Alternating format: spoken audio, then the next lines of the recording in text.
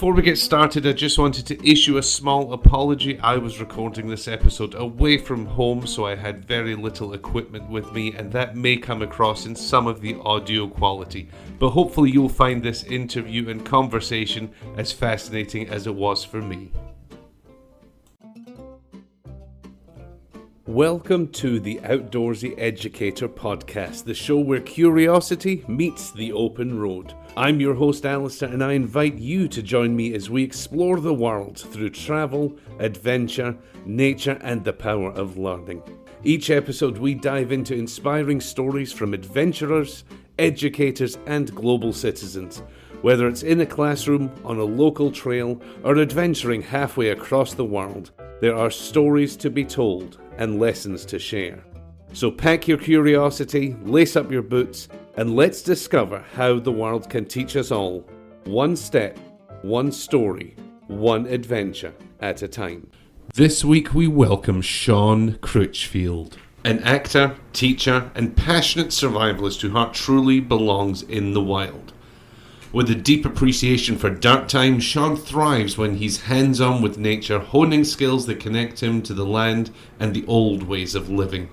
Whether he's on stage, in the classroom, or building a fire with nothing but what the earth provides, Sean brings presence, grit, and a deep respect for both craft and wilderness. Oh, and you may know him from a small television show called Queer Eye, where he was one of last season's heroes. Well, joining us this week is Sean Critchfield. Sean, how are you today? Oh, I'm fantastic. I'm super excited to be here. I'm super excited for this conversation. It was so funny to me, in the virtual space of the interwebs that you and I connected and immediately hit it off. So I just feel like this has been a long time coming, and I'm excited. Yeah, it really has. It's, we've been talking, I guess, a year or two. We'll get into how we connected shortly. But it's great to finally sit down and have this conversation with you. As you said, a long time coming. But why don't you tell listeners just a little bit about who you are, and a little bit about yourself? Sure. So I'm Sean, and I am.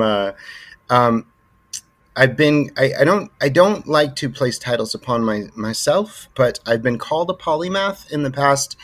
And I do a lot of things briefly. I think that also comes with being a performer. You know, we've had many, many jobs, but I've been a career performer. I performed in Las Vegas and all over the Strip for the last 20 plus years. I am also an educator. I run my own teen theater. I've worked in the school district, teaching in the arts and in emotional health spaces. I am an outdoor enthusiast with quite a bit of training. I've got a lot of certifications. I've been referred to as an expert. I don't know that any of us will ever be good enough to truly be an expert, especially in that skill set. But I'm pretty good at it, and I've got a lot of dirt time. And also a photographer.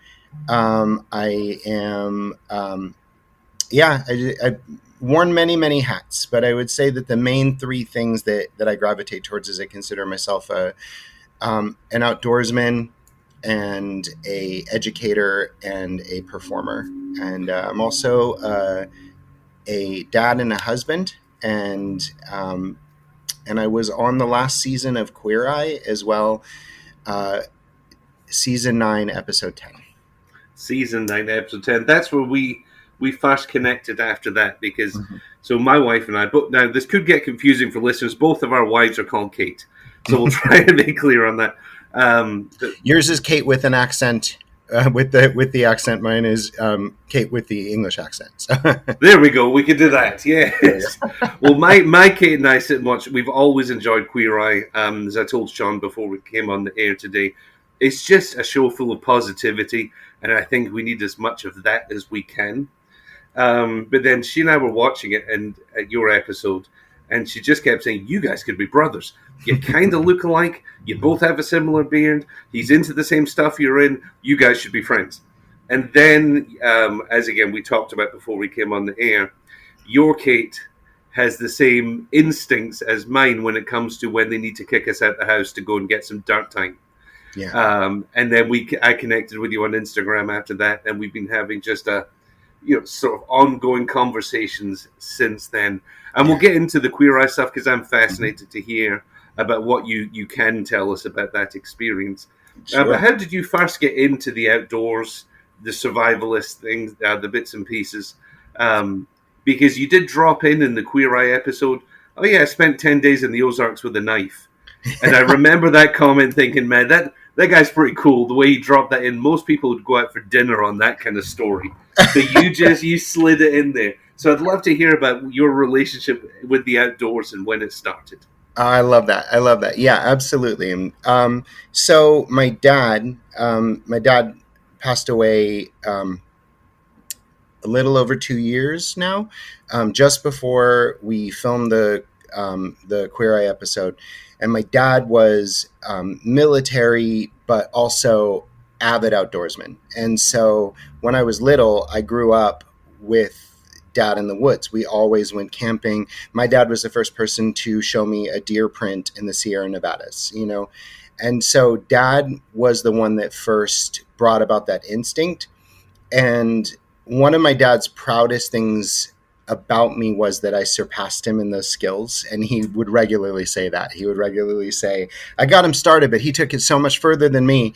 And um, I had some of the similar things that I think for some of us that got me there, you know, reading the Hatchet series, reading My Side of the Mountain, you know, all those things Right. kind of triggered some of that in me. But I think the big thing was I always had a calling to it. I always knew that it grounded me. All of my hobbies outside of performance were wilderness centric. It was hiking, rock climbing, summit hiking, anything that got me outdoors, fly fishing were my hobbies. And so I think it was a natural progression for me to start wanting to get into the self reliance and survival skills.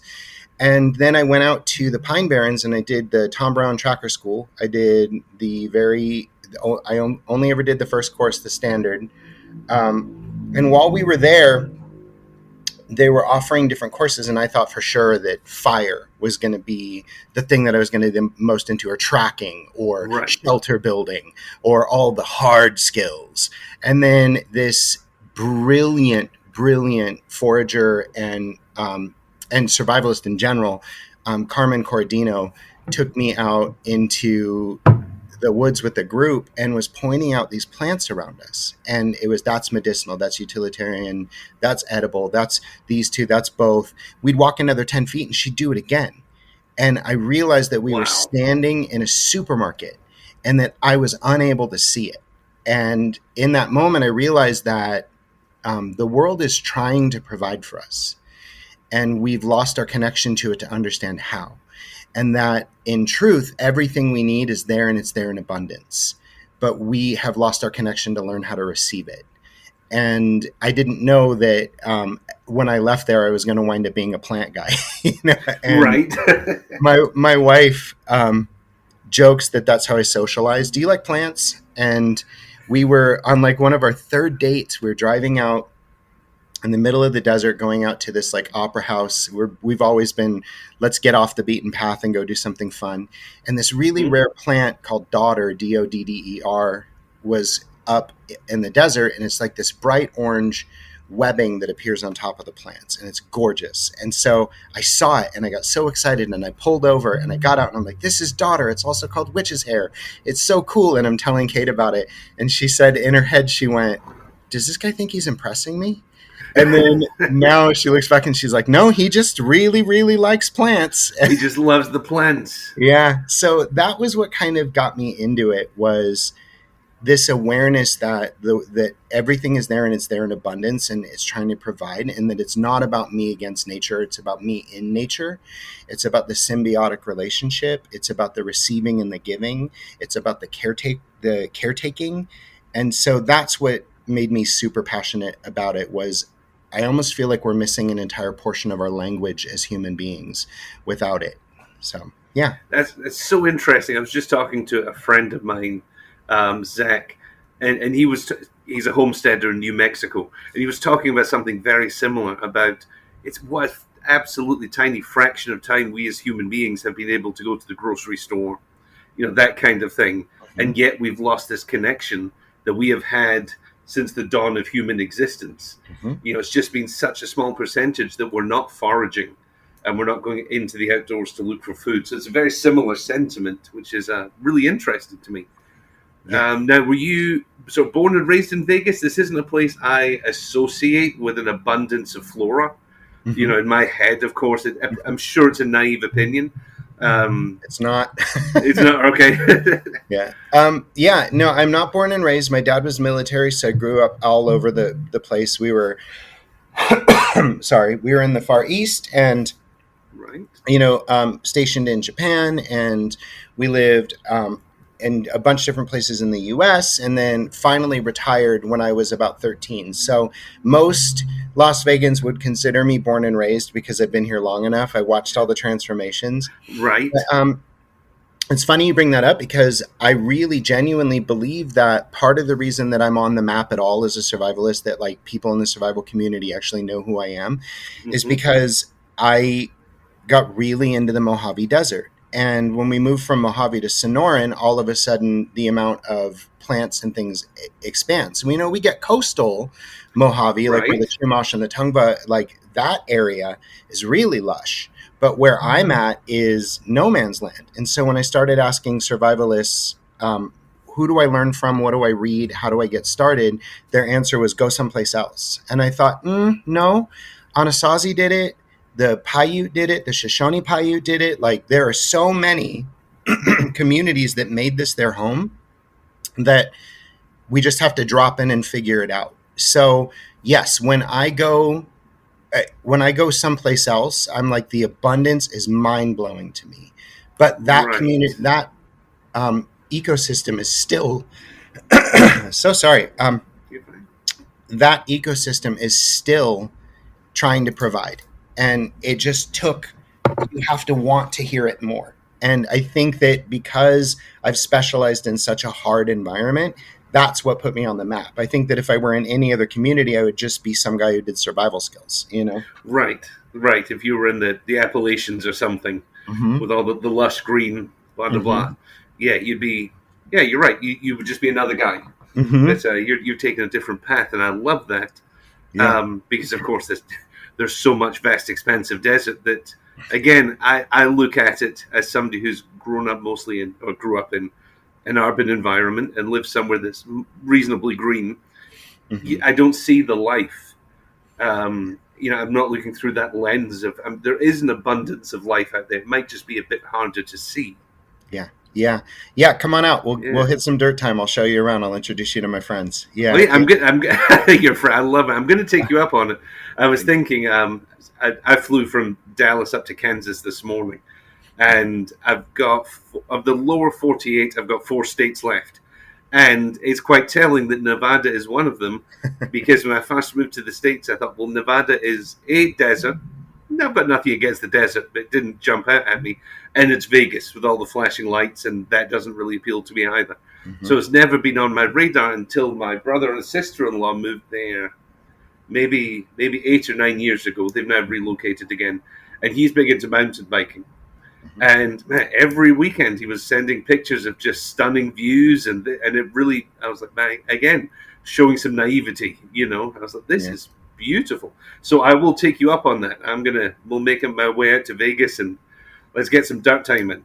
Yeah. I love That it. that, I love that it. would be And fantastic. yeah, man, and double check me on this. I know that we are one of, but we may be the most mountainous state in um on the West Coast. I think we have more mountain ranges in Nevada than anywhere else, than Colorado, than anywhere. Wow. So yeah, so the mountains, there's a ring of beautiful mountains around me at all times in the Vegas Valley. So, and that's what the big thing was.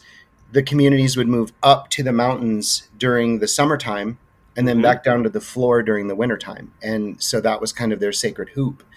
And that's how you survive in this area is the survivable locations rotate according to season. Yeah. They say it's so interesting. Just to up sticks and move up and down the mountain is absolutely fascinating. Um, So, and then I've got to ask more specifically about this Ozarks with a knife for 10 days. Yeah, But, yeah. how did that come? How did that situation come about? Because that really caught my ear. I love that. I'm really excited. Like, obviously in Queer Eye, they only have so much time, and they Mm-hmm. shot easily, I'd say 70 hours of footage in the week that we shot. And then they have to condense that down into one episode. So of course they have to like Right. do a lot of picking and choosing. I'm glad they mentioned the survival stuff, but it's such a big part of me that any opportunity that I get to talk about it, I will. And I also really appreciate you and the work that you're doing, because I think that unfortunately in this community there can be a little bit of gatekeeping, and I'm like, no, this is our birthright, first of all, and second of all, it really is. It's not dying anymore. It's actually gotten much more prevalent, which is exciting. But it used to be a waning a skill set, and I anyone that ever wants to learn from me, I'm down. I have a website that's ruggedindividual.ist. So I know I'm very clever, rugged That's very individualist. nicely done. Yeah.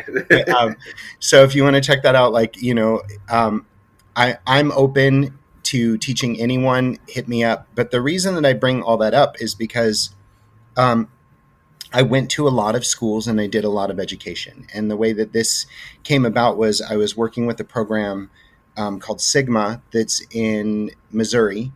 And it's considered to be one of the toughest survival schools in North America. And so you do a series of courses, and then your culmination is you do what they call knife only. And so it's 10 days, just a knife, into the woods. You go, we'll see you in 10 days. And we're on top of this mountain with our knives, and they've got a camera, and they're going around and they're having us do a video disclaimer. They're like, we are 6 or more hours from higher definitive care. We are all trained to help you out.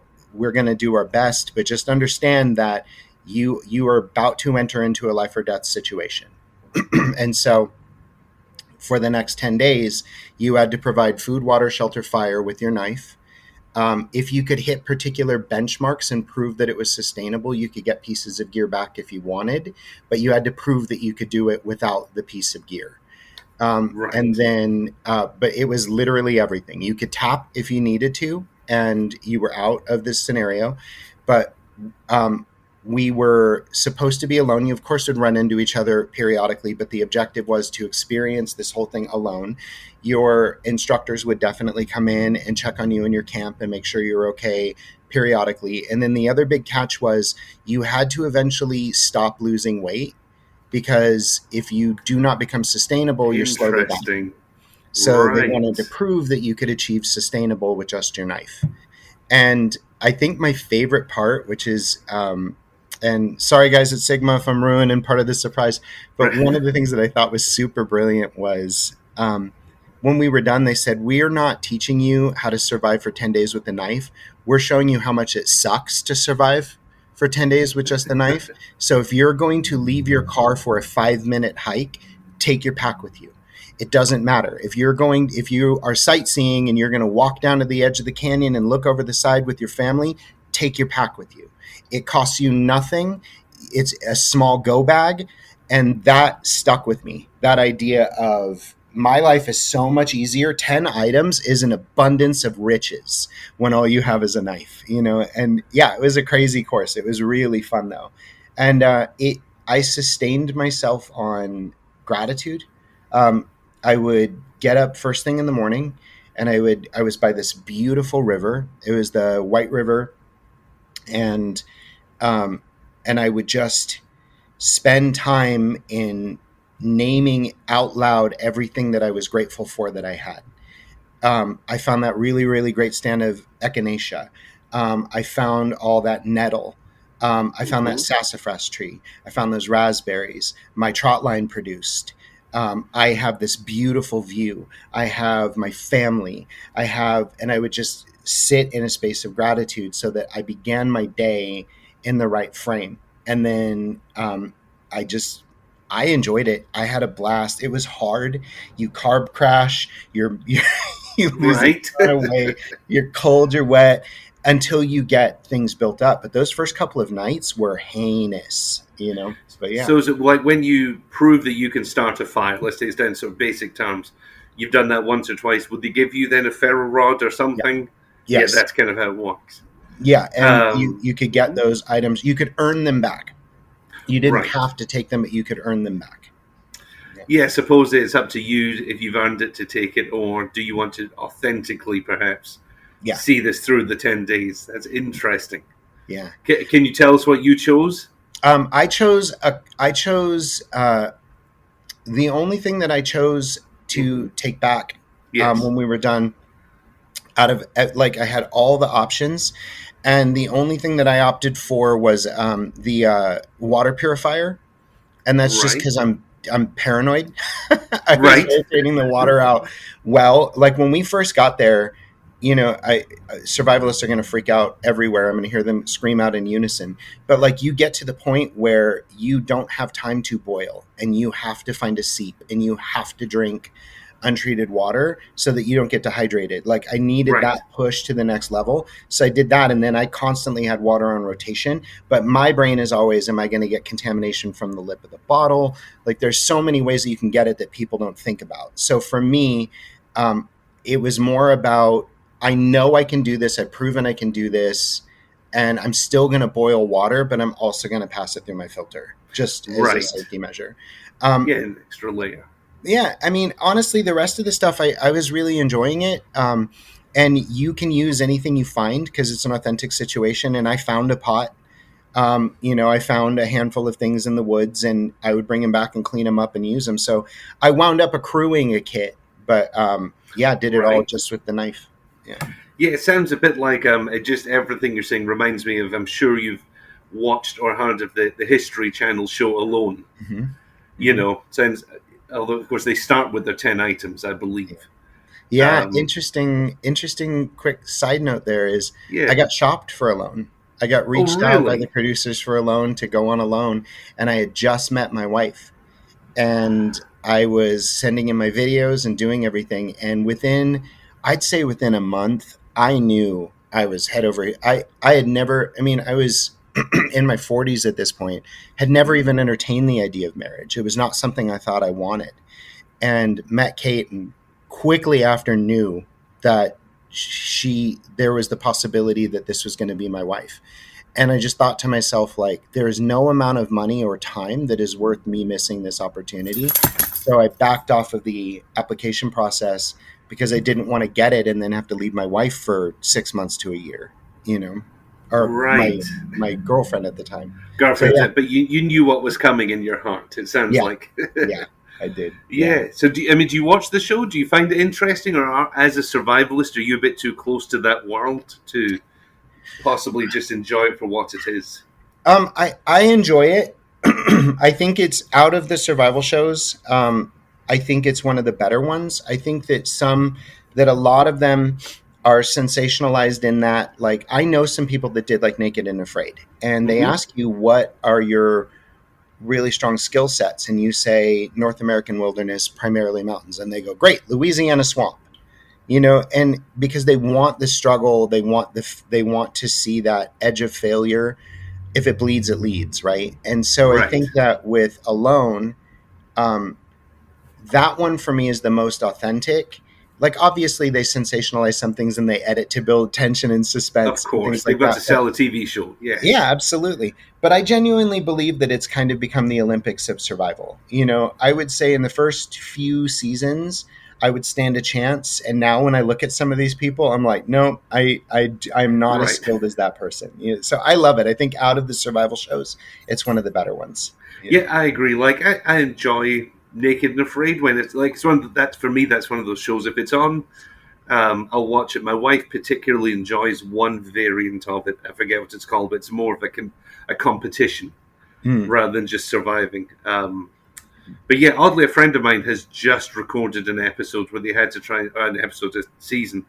It's Mm. again a slight variance. I think they have to adjust, not just anything, but they have to survive 14 days. And they were somewhere in the Far East. I forget where, but I'm excited to talk to her and find out a Yeah, little bit more about that. that's super Um, cool. yeah, Yeah. but alone for me is um, I enjoy it because I've got a basic skill set, but by no means an expert in anything. So I'm just blown away by what some of these people do. Oh yeah. But I'm definitely that guy that catches myself sitting on the couch with a thing of popcorn going, "What are you doing? You Yeah. shouldn't be doing that." Like I have any clue how they're feeling. Yeah, yeah. And that's one thing I tell Yeah. people is like until you're there and until your sugar is completely crashed and you are flat knackered to the point where as you're walking up a hill, the tunnel is closing in because you're so hot and so exhausted and so dehydrated, you don't realize the kind of simple mistakes you make. I caught a fish on my second day and I Mm-hmm. had it on a stick stringer, like where you just do the hook stick, and I had it in through the mouth Yes. and the gill. And I was cruising through the brush and I got back to my camp and I looked down and there was no more fish on my hook. Yikes. And I was just too exhausted and too tired to go about it the right way and lost my first source of protein that I caught while I was out there. So I totally hear that, but I do that too, where you're like, oh, what are you doing? And it's like, Right. yeah, it's tough. It's tough. Yeah, it's funny you mentioned that because that's the one thing that makes me almost like hold my breath is on Alone when they catch a fish. I'm always convinced it's going to fly off the hook just as it gets to the shore. Because Mm-hmm. again, that's how they do television. But like Yeah. I'm always waiting for it just to flip flop back into the lake. Oh man, Um, brutal. yeah, but it's an experience I can't relate to. I've done a variety of week long hikes. Mm-hmm. Just everything on my back. But I've always had I've not had to hunt for food in that Mm-hmm. regard. So it's something that just blows me away and just impresses the lights out of me. It really does. Um, but how you've got that background, but you've also got an extensive career in the arts, Mm-hmm. and I'd love to hear that how those two, in some ways, must blend together. Lessons learned from one transition to the other. In Mm-hmm. my head, probably the outdoors transitioning to education, but probably it can go both ways. Mm-hmm. I'd love to hear your experiences with that and the lessons you've taken from one world into another. Yeah, I would say education goes pretty easily. I think Mm-hmm. that's not a difficult leap between the survival stuff and education. I Right, think that we're constantly learning in the world. The outdoors is constantly trying to teach us. And I think that if we're open and aware and we're listening, the lessons are there. And right. so I think that uh, one of the things that the world provides that I think we're lacking a little bit is curiosity. So this is something I learned from a friend of mine, Chris Morosky, who is that dude is a maniac. He lived for like 6 years on Snake River in a teepee. Just yeah, like I love that. But up in South Dakota or Wyoming, South Dakota. South Dakota and like Yeah, wore been up there. Yeah. buckskin, the whole 9 yards. Like he did the thing for 6 years. And he Wow. also lived full primitive for a while in British Columbia as well, Right. and then moved to LA and started teaching. So I can't even imagine the culture shock that took place when that happened. But I spent a lot of time learning from Chris, who's fantastic. And this is something he taught me is, when I'm out with the kids, they'll run up and they'll say, what is this plant? And if I say that's globe mallow, it's over. It's done. That's globe mallow. They're on with their lives. But Mm-hmm. if I go, I don't know what that plan is. What do you think that plan is? And then they get down and everyone starts looking. And then the other kids see us invested in this moment. And next thing I know, I've got this ring of kids. And I'm like, well, what color are the flowers? What does it smell like? Touch the leaves. What would you name it? And I get them invested. And then Mm-hmm. finally, I'll give them the name. But it's this weird thing where naming the thing, it loses its curiosity. And just because you know the name of it doesn't mean you know anything about it at all. And so I think that that's where those two overlap.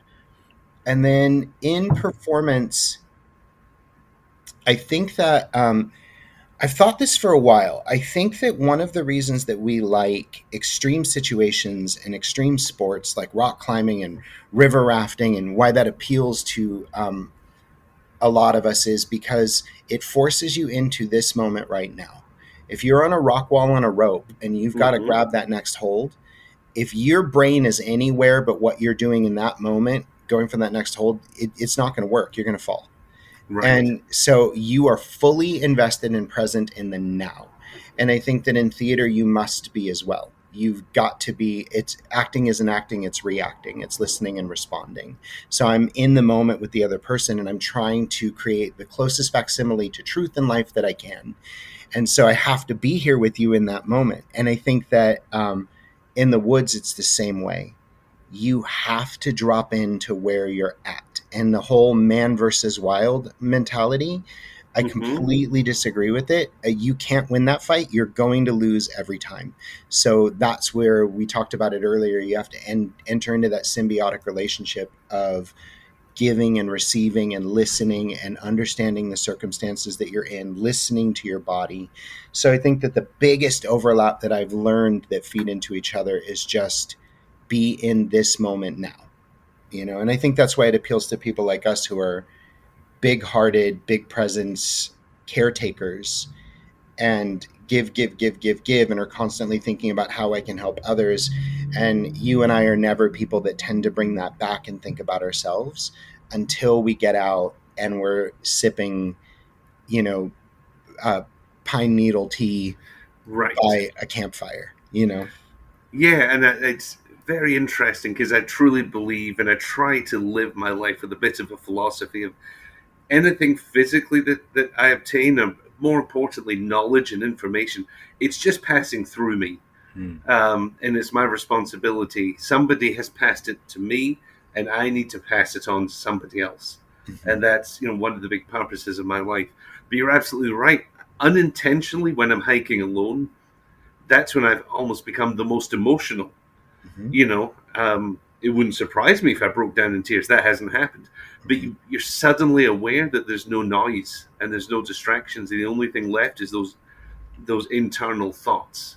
Yeah. And I find that just a fascinating thing that we've become so removed from, because from the moment we could wake up to the moment we go to sleep, there's either noise or at least the possibility of it through a chosen distraction. Mm-hmm. Mm-hmm. Yeah. Yeah. And we are so invested in it. I remember reading somewhere that the flicker rate of a fire is similar to the flicker rate of a television, which is why we can just like sit and stare at a fire. There's something about it. So I even think about that where I'm like, people may not realize that the reason that they're drawn to the TV is partially the story and the compulsion of the emotional roller coaster, but also it's hearkening back to something ancient within them. And That's I love that. fascinating. I love that idea. And so I think that you're right. We're just so inundated all the time, and that people have forgotten how to be their own company. And that was one of the weird things was everyone else in the group, like we were together for 45 days. We lived in the Ozarks for 45 days. Hmm. From day one, if you sleep in a sleeping bag or a tent, you fail the entire course. So we're building shelters the entire time. We're living off the land, we're learning these skills, and then your final exam was that 10 days. And Right. I was constantly like, when can I get away from everyone and just go be by myself? And everyone else really wanted to gravitate to that community. And so I am unafraid to spend that time alone. Like that 10 days cruised by. I didn't get, I missed my wife. I got a little homesick, but I never got into the space where, my wife and I joke on Alone that the second you hear them go, I miss my kids, they're tapping in the next It's couple of over. days. Yeah. It's done. Yes. And I don't have that component. I'm sure I would on a long enough timeline. But at first, I like my company. I like my solitude. I like my Right. space alone. And I think that we're similar in that way. Yeah, absolutely. Like I'm a sociable guy, as I can tell you are. Good friends, this, that, and the other. But I'm very content being on my own. Mm-hmm. Yeah, it doesn't bother me, and in a lot of ways, I prefer it. Mm-hmm. Um, Mm-hmm. Again, just a little less noise dialed down. Yeah. Um, no, I find that absolutely fascinating. What an experience that must have been. Oh, But man. we've touched on Queer Eye a few times, and I Mm-hmm. know being television, there'll be things you can talk about and things you can't. So, of course, if I ask a question that you're not privy to answer, just let me know. But I'd love to hear how that came about. Yeah. So, uh, first of all, like, because I think it moves into it nicely. One of the things that I'm really grateful Hmm. to you for is that I think that there's this space of men who are masculine and and have skills that are considered to be like masculine skills. I'm, you people can't see me doing quotation marks in the air right now, but Right. go with me on where I'm going, everyone. I promise. But what is considered to be masculine skills, and we are considered, we enter in the space where most people would be like, that guy is like a dude, and yet we are Right. both completely in a space of being okay with our emotions and Mm-hmm. being okay with holding space for those emotions and holding space for the emotions of others. And I just I really applaud that, and I'm grateful. I appreciate the work that you're doing with kids and modeling that, because I think that unfortunately, probably pretty universally, but in particular, a lot of men have a hard time um, being okay with that. And I think that the only way to change that is to model a different behavior, right? And Yeah, I so couldn't thank you. agree more. And thank you for those kind words. Yes. Yeah. So that's I say that because I cried a lot in that episode. Right. um, yeah. So the way it happened was my wife found out about it, and my wife submitted me, and they reached out and they were like, we're interested in having you send in some tapes. And the episode 2, Nicole and I have become very, very good friends. Like, Nicole comes over to my house all the time. If you have not watched her episode, get tissue. And like, one of the most kind, genuine human beings ever. Nicole's hobby is she weaves old like Walmart bags into she crochets them into mats for the unhoused. Like, that's her heart. That's what she does with her free time. Right. And so Nicole had a similar kind of backstory when we talked about this, that every single time they would reach out to me and go, film your kitchen, I'd be like, all right, sure, why not? Let's do it. So they'd point the camera at me and I'd be like, oh, hi, I didn't see you there. Right. Welcome to my kitchen. And I was just being a total goofball. And I didn't realize that I was probably securing my place on the show. I was doing it because I was like, look, they're never going to talk to me again after this video. Like, every single time, I believe, Right. to the point that they like show up at our house and they're like, we want to take you guys out to lunch and like just have like one final interview. And my wife's like, they're going to tell you you're on the show. And I'm like, no, they're not. And she's like, why are they coming to the house to take you to lunch, Sean? And I'm like, they said it's just another interview. And so we go to lunch and they're like, you're on the show. And so that was kind of the journey. And I was just a total goofball, totally being myself, just being silly and having a good time with the videos, thinking every single time that this is the end of the journey for me. So what does it matter? Right. Right. And I suppose that, as you kind of hinted, that played in your favor, I suppose, because you've shed yourself of any, it sounds like, any nervousness you could have had. Yeah. I think they also went, this guy's silly. He'll make good TV. Right. Yeah. Absolutely. Yeah. And then it was a beautiful experience. I loved genuinely, like, people are often like, do you like, do you have to say this or do you mean this? And if I couldn't say it, then I would just keep my mouth shut about it, Right. But I genuinely enjoyed my experience with every single one of the Fab Five. They are all just delightful human beings. And what you see is what you get. It was truly done documentary style. Now, of course, there's the editing magic of TV. Like we talked about before, you got to see a tiny percentage of 70 hours of footage. But I felt accurately represented. I felt like my relationships with my friends and my family were accurately represented, and there was no editing to change like the meaning of what we said. Once Right. the camera rolled. At most, they would tell me like, "Hey, you said when we filmed yesterday." That doesn't mean anything to anyone. So like that's really confusing for your audience. So like, be mindful of that. So they helped me to tell the story better, but they never changed my story, if that makes sense. Oh, it does, because, of course, I mean, I just imagine if I were in your shoes, yeah, I'd be thinking in a linear sort of sense of yesterday or on Monday. But, of course, you're absolutely right. That makes no sense because it happened 3 minutes ago due to the Yeah. power of editing. Yeah, Yeah, absolutely. so that's so interesting. Well, I'm really glad to hear that. Like I told you before, I've really always really enjoyed the show. Jonathan Van Ness, my wife, loves him. We've been to see him do stand up. I got her a cameo of he doing the cameo for her birthday one year, things like that. So she'll be thrilled to hear. Yeah. about what a positive experience this has led to. And then again, sort of afterwards, in the aftermath of it all, have people, I'm not going to make, stopped you in the street, but what's it been like afterwards when people watched the show and it was on air and that kind of thing? How did that feel and what happened? Sure. Yeah. I mean, I think it was, you'll be surprised to hear that I think I was spotted in the wild like 3 times. Right, And that there was not a lot of people that came up to me, or if they did, they didn't, for whatever reason, chose not to come up and talk to me about it.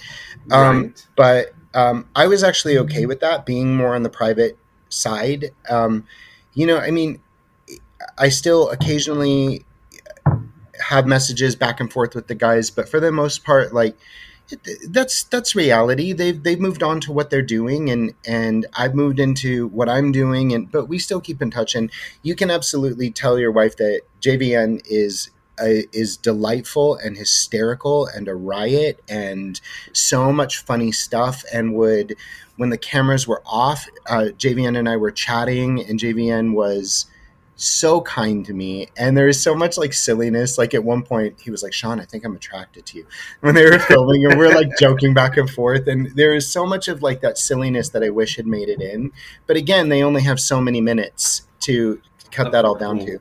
So what I would say the biggest effect that it's had is, even with my social media, they were like, your social media is going to explode. I don't know that I would say explode, but it got me started, and it made me start considering, like you said before, if I want to be part of the narrative, then I need to tell the story. And so I'm going to start doing the content that I want to do. And at first I was like, okay, everyone says it's got to have a hook, and it's got to be this, and it's got to be that. And I finally went, I don't care. I'm going to live or die on this hill, and I'm Mm-hmm. going to say things that I need to hear into other people's lives, and try to encourage people and love people. And people are either going to respond to it or they're not. And I think that people have. And so I'm grateful to them for nudging me and going, you can do this regardless of whether or not there's a huge explosion in your social media. But I think the thing that has come from it is the brave souls like you that went, I'm going to message this guy, and I hope that what you received on the other side when you got my message back was that this dude is just a real dude Mm-hmm. living his real dude life every day, who is grateful to hear from me and is genuine and is going to have a conversation with me, because that's what I want in this world, is connection. So when someone reaches out to me, I'm like, yeah, let's do this, let's chat, and so that's been really special, is the messages from Germany that have come in, that my husband and I Right. watched your episode, and he lost his dad recently, and you really helped him grieve. Like, man, game changer. That's it. I'm good. Absolutely. Cut and print, Isn't it fun? And it's all, I feel it's very sort of secular, and it comes back to what you're saying. As guys, we're not used to expressing it. And isn't it funny how through a television set 4,000 miles away, there's you in Vegas, there's a guy in Germany, and he's suddenly making this connection, going, that guy gets it. He's lived it. Yeah, It's very sad in one sense, of course, coming out of tragedy, but also a beautiful thing, yeah, that we can kind of drop those shackles in a sense, because this person understands. I don't have to explain to them why I feel like this. yeah, yeah, I think that's a beautiful thing to come out of tragedy, yeah, and something I hope. But you're exactly right. It's kind of what I'm doing with this podcast a little bit, not to change gears too much. yeah, I'm just having fun, and I'm learning, and I'm immersing myself in something that I love, and I'm not following an algorithm or a plan, or this is how to get X amount of listeners or followers. None of that. Um, I'm just putting myself out there because I'm enjoying it, and I think the world needs a bit more authenticity, whatever that looks like, um, and just having a great time. And like you said, the narrative. I need to tell my story as well. Hopefully, I can connect with somebody through that, just as you and I have. But I will certainly pass it on to my wife about JVN being everything. We happen to know. I won't name any names here, but a former co-worker who has since retired. was his Sunday school teacher in Illinois, Mm, and knows his family still to this day. He would come over for lunch a lot. In I think it was fairly rural Illinois where he's from, I believe. And she said that the JVN you see on the television is the same person that the 7-year-old JVN was. mm. Just the light of the room when he walks in, and positive and upbringing, and that personality has been there his entire life, I love that. which was just so wonderful to hear. And it was just such a coincidence that, she happened to write on a Facebook post when I posted something about the positivity of Queer Eye, and if you just need uplifted in your life, give it a watch. And she was like, "Oh yeah, I know him," which was just such a small world Oh, that's sort of brilliant. thing. Yeah, I love that. I love that. I think I loved what you're just saying. I think that you said authenticity, and I think that Hmm. is at the crux of it all. I think that you and I connected because you can smell BS. We know Right. when someone's putting it on, and that was when I went in to this experience with Korea. I said to myself, I am going to be me. I'm going to lean into yes. I'm going to do everything they ask me to do because this is a once in a lifetime experience and I don't want to cheat myself out of it. So I'm going to go hard in the paint on this and we're just going to lean into it and we're just going to do it and it's going to be awesome. And I think too like that that idea of being vulnerable. Like look, they knew that my dad had just passed, so they knew like if I was eating a sandwich and they were like, what does your dad think of that sandwich? I'm going to be like instant. Right. And so like but I was okay with it. I was okay with being open about where I was emotionally in this moment and because they were doing this incredible thing for me. And my relationship with my son, that they featured that so heavily was so important to me because I think that um, that needs to be modeled. So anyway, I'm getting in the weeds, but I think uh, one of the things that was interesting was the perception of me from what my friends would say is they would say, yeah, me and my friends were watching your episode and they were like, is he really that nice? And all of my friends would be like, yes. And then my other world, which is like, I taught wilderness survival for a counterterrorism school. And that Wow. was bizarre. And I had to take a lot of the classes so that I knew what I was doing. And we can get into that a little bit if you like. But Yeah, I'd um, love to hear more. That sounds like a really interesting thing. I'd love to hear about it. Yeah, yeah, I love it. That was another one of those like, would you say just casual drop that in? But Yes. and those guys would be like, and of course this is hyperbole, but they would be like, is Sean really that nice? Yes, Andy can kill you. And like Right. everyone would laugh. But like this perception of me outside of that, I think is so interesting.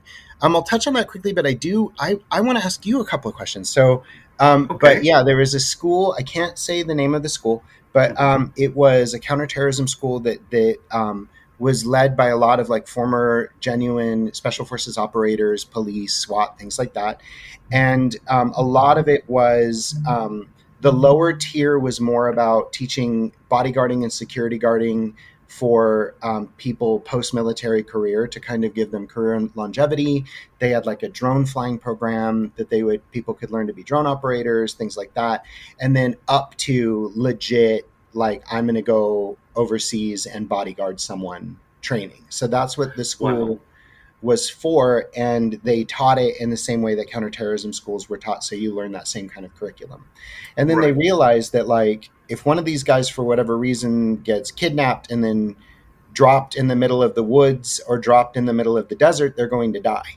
And at that point, they're going to succumb to the elements. So they realized that there was a gap in the education, and then they contacted me and they brought me in.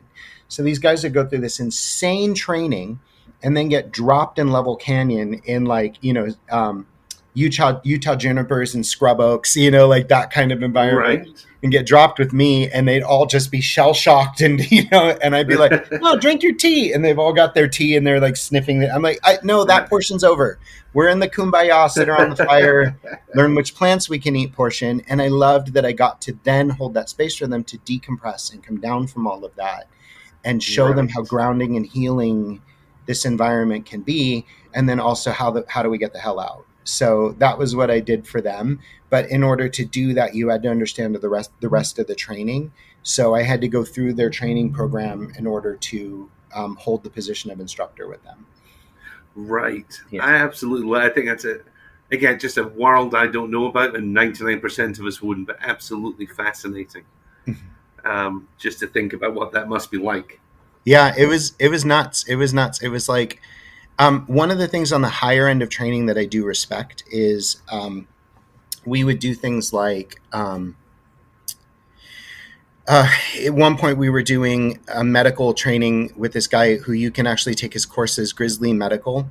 And he does a lot of like first responder training and first on scene training. So we were doing first on scene training with tourniquet placement, and they had like misted the room lightly with pepper spray and were blaring music and had people screaming at you, and you had to run in and like check the person, get your tourniquet, get everything set, check and make sure, and treat 3 or 4 immediate care wounds in this super chaotic environment.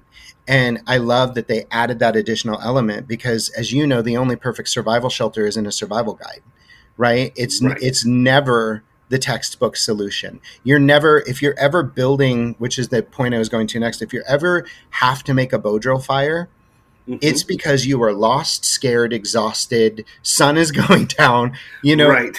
and if you haven't practiced it that in that scenario, you're not going to get a coal. Anyone can get a coal in their garage with enough time. But when all the elements are stacked against you, what do you do? And so we would do things like they would have us do a bunch of PT before we started so that our hands were trembling and our heart rate was super, super high. And then we had to try to get a coal there so that we were simulating a stress environment and seeing if we could still pull it off. And so that's kind of what that world looked like. That's just so interesting. Yeah. Because you're absolutely right. There's a lot of people who say, "Well, yeah, I'm actually got a coal going in the backyard. I could do it in the jungle." Yeah. Well, no, that's two completely different situations and scenarios, and yeah. Our 2 final exams with Sigma for bow drill was no tool, completely foraged kit. So we had to like find tools. We had to literally make everything, twine our cordage, get everything, and start. If we had nothing, can you get a fire? And so I passed that one, and then the other one was to do it with white oak. And white oak is the hardest wood that you can still get to coal up. And that was like I had to avoid the sweat dripping off my nose onto my coal because I was just working so hard. And things like dunking a cedar set in water for 30 seconds and then taking it out and running the bow drill, because cedar will dry before it coals up, so you can actually get a coal out of a wet hearth board if you use cedar. Stuff like that. Yeah, that's just so interesting. Absolutely.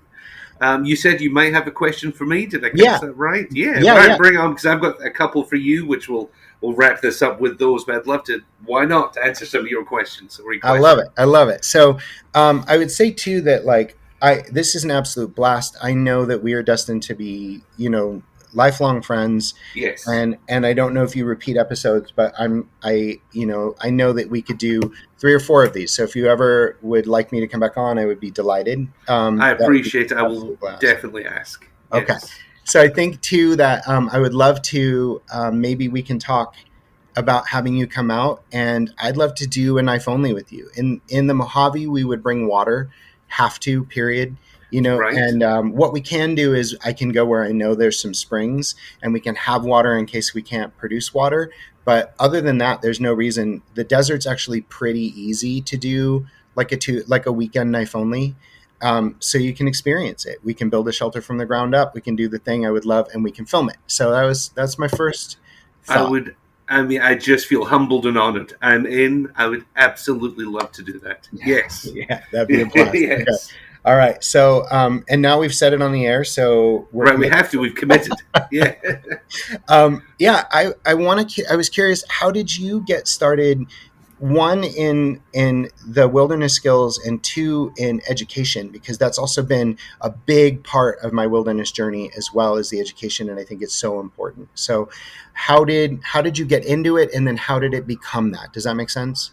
It does, yeah. So yeah, education. My dad was a professor, and so education has always been around me in a lot of sense. And even as a teenager, I wanted to become a teacher.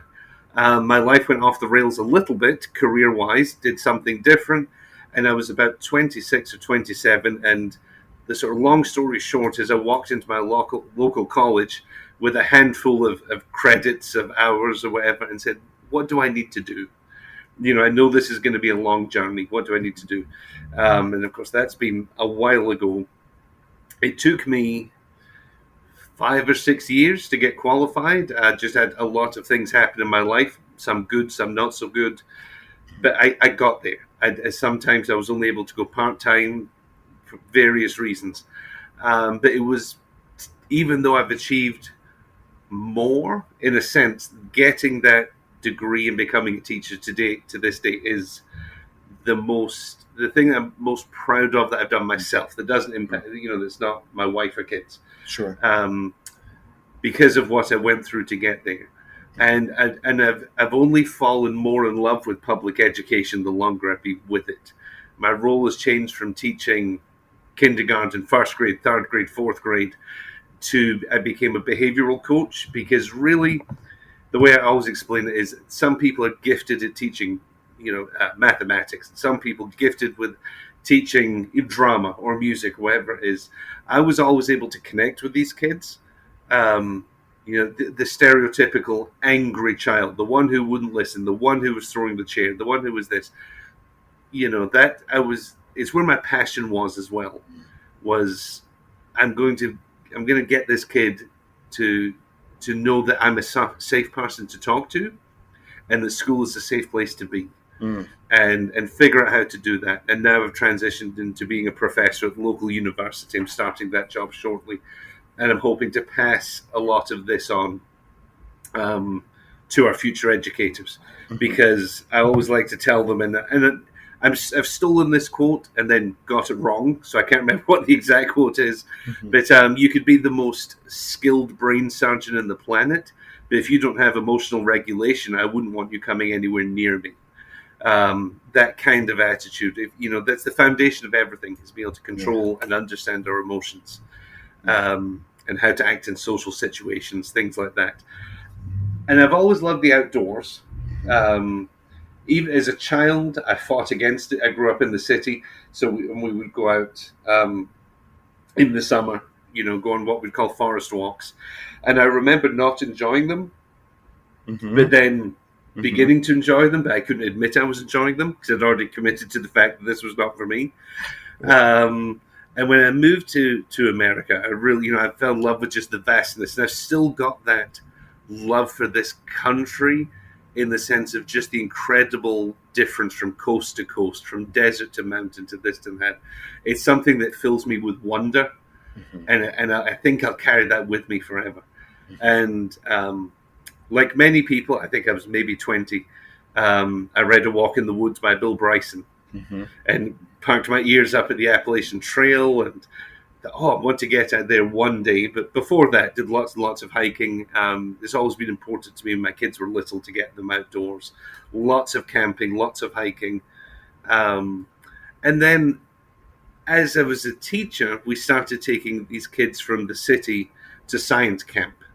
And science camp has really stuck with me, because we saw children who they had an armor on, a defensiveness all the time. And they were a lot of the times quite angry just at the world. They didn't trust adults. I didn't blame them. When you learned what they'd going through, they certainly didn't trust figures of authority and teachers. And I kind of got it. But when they were in nature, suddenly they were just 7-year-olds playing with sticks. And it was I swear you could almost see them shedding this armor, and they were actually allowed to be children. And the more I got to know them, they would kind of open up, and they would say, yeah, in our apartment complex, we have to defend our turf. Our mother physically fought the mother in the apartment downstairs at the store.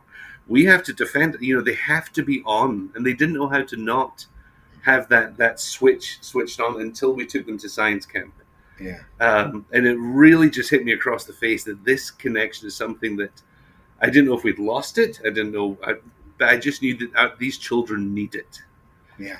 And I've become very passionate about, even if it's just at the park, as you said, look at the flower instead of naming it and moving on.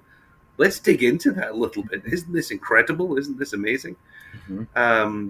And do I know where I'm going with this in 1 year, 5 years, 10 years? Not really.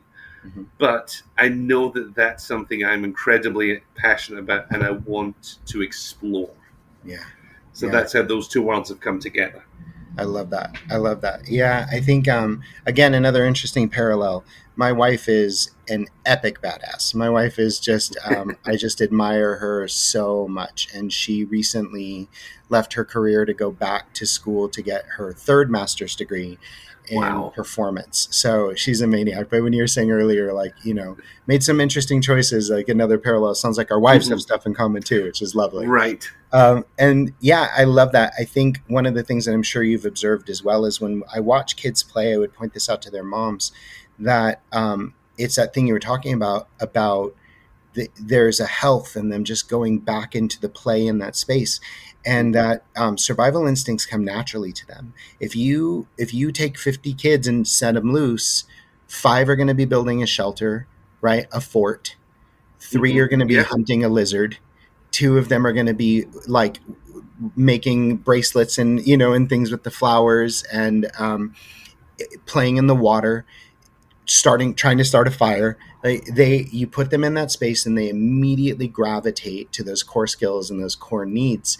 And it's that same thing where I just watch everything drop away, and I watch them go back to that space of, I am a being in this vast expanse of the world, and I just and I just love that so much. It's always been my healing place, so it makes sense to me. And the other thing I think that they feel like they're getting away with stuff, Yes. It should be like, I can't get them to eat vegetables at home and you're getting them to eat plants off the ground.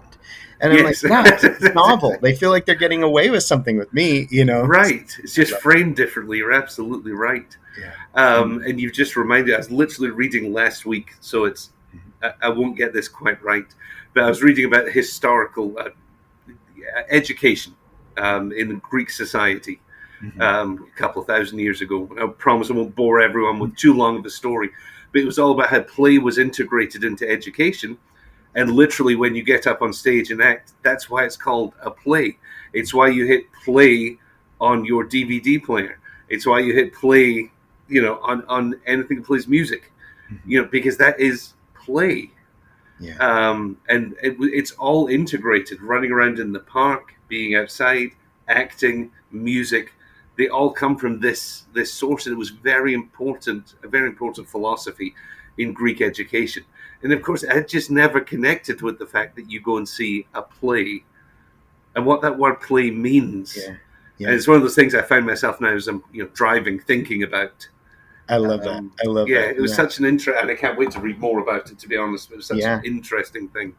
It's so funny. I never explored it to that extent. One of the catchphrases we use a lot in theater is, like, when people start to get stressed, it's like, hey, everybody, we do plays, not works.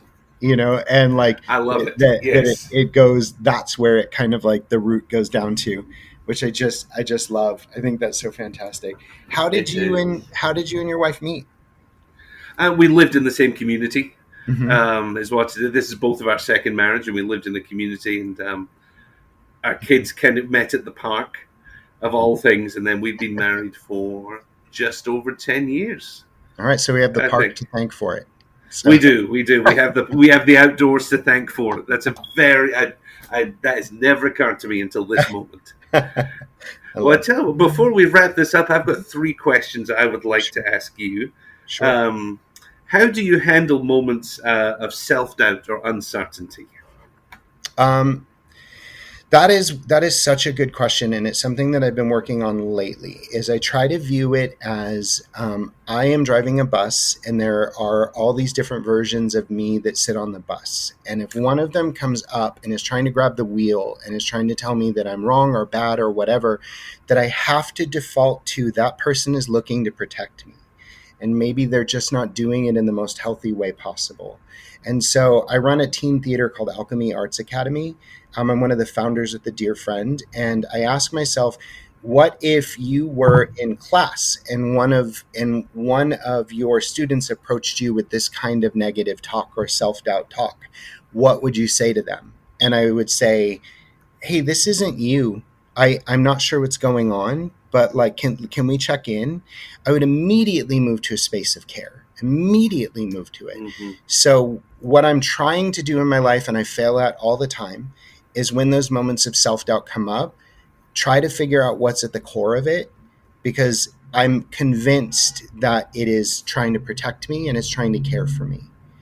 And so That's that's why it's self-doubt. You can't do this because, well, why? Because this or this or this could happen. Well, okay, but what if it does? Well, then you're going to feel like a failure. Well, I don't think that's going to happen, and I can address it and move past it. So that's kind of what I've been doing lately, is trying to reframe self-doubt as a protective mechanism that I can seek to understand. You know? That's so interesting, because I've had some self doubt with a career change recently as I'm moving into this professorship. And I know it's protecting me from my imposter syndrome that I've struggled with most of my life. So that's very interesting that you bring that up.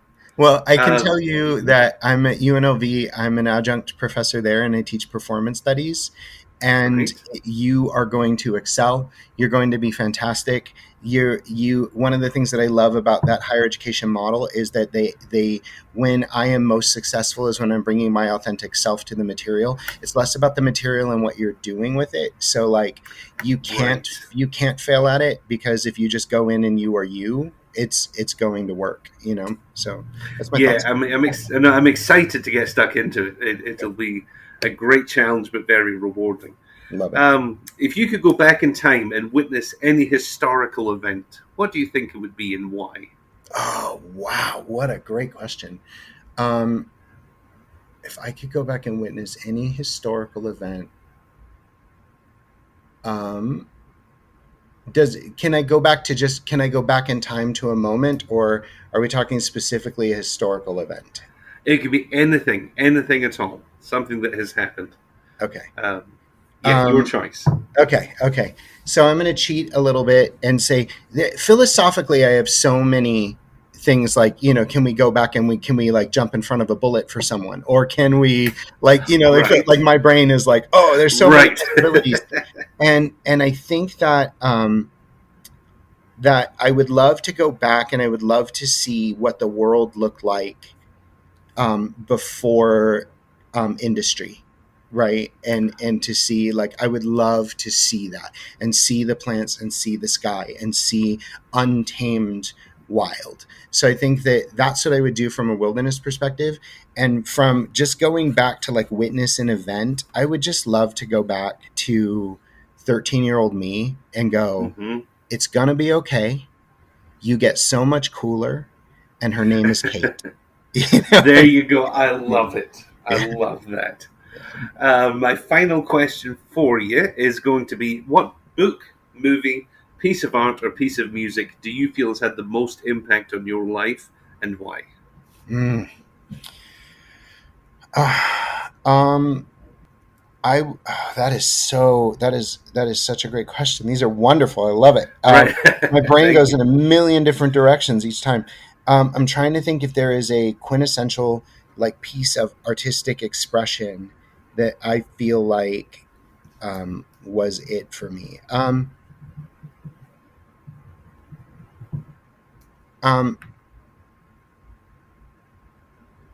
Again, I'm cheating a little bit, but it's what comes to mind.